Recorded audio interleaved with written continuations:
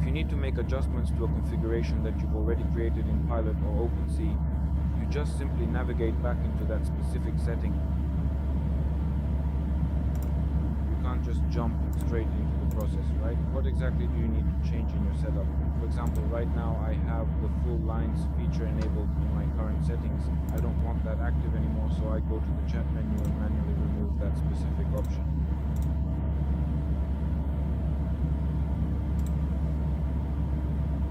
Then I navigate over to the configuration and choose the edit option.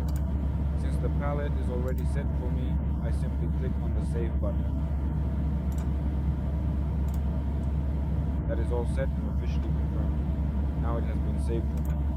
Let us go ahead and check it out. We turn on OpenSea.